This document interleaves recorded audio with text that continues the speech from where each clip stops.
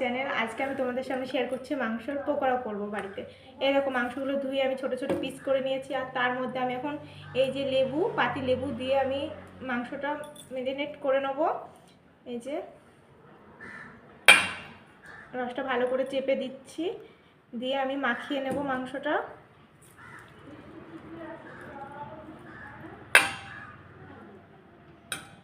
এই যে মাখিয়ে নিচ্ছি।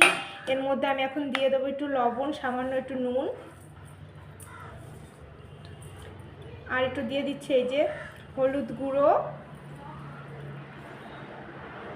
আর এই যে লঙ্কার গুঁড়ো, তার মধ্যে দিয়ে দিচ্ছি এই যে আদা রসুন বাটা, একটু ধনের গুঁড়ো সামান্য একটু পরিমাণ মতন, আর একটু জিরের গুঁড়ো।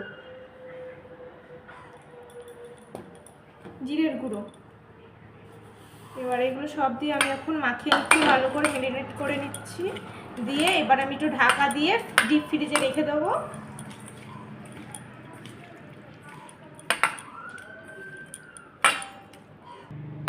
এই যে ভালো করে মাখিয়ে নিচ্ছি। এবার আমি একটু ডিপ ফ্রিজে রেখে দেবো, 1 ঘন্টা মতন ডিপ ফ্রিজে থাকবে। তারপর আমি নর্মাল ফ্রিজে রাখলেও হয়, তো আমি নর্মাল ফ্রিজে রাখছি।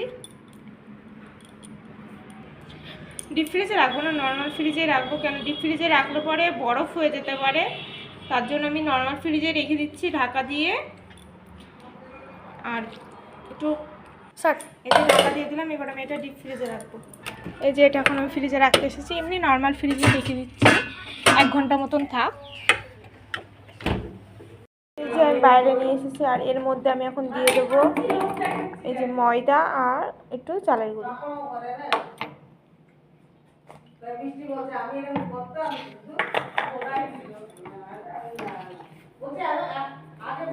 সামান্য একটু চালের গুঁড়ি দিয়ে দিচ্ছি।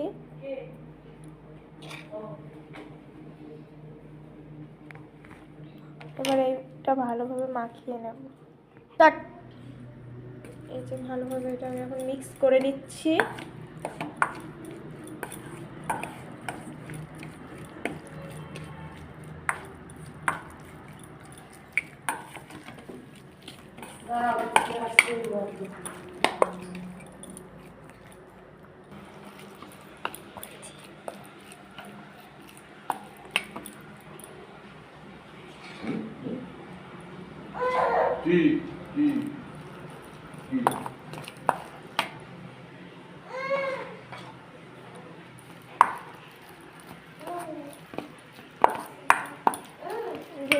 মিক্স করা হয়ে গেছে।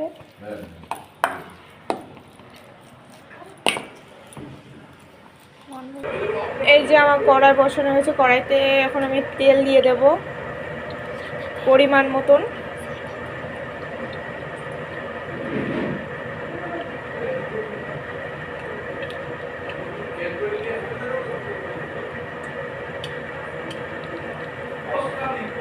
তেল দেওয়া হয়ে গেছে, তেলটা একটু গরম হোক। তেলটা গরম হয়ে গিয়েছে, আর আমি এখন একটা একটা করে ছেড়ে দেবো।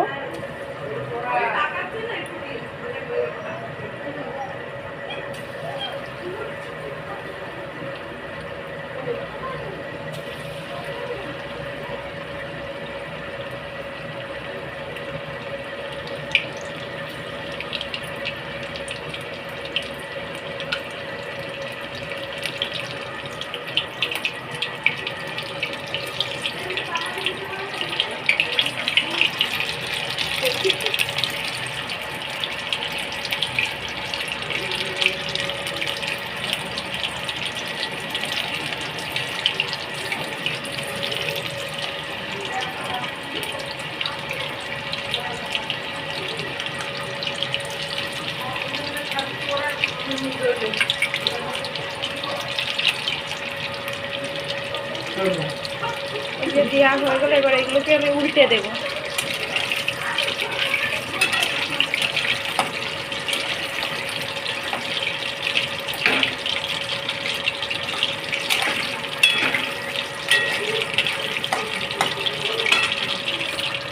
সিম আছে রেখেছি, না হলে পুড়ে যাবে।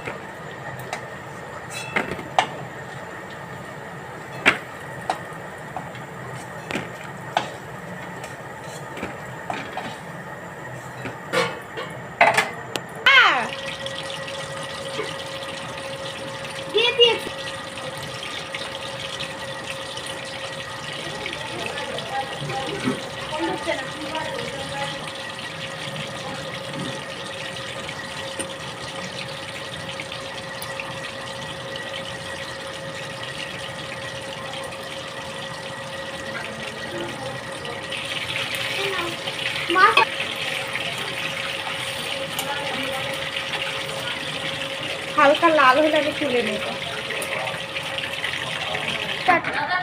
লাল লাল হয়ে গেছে,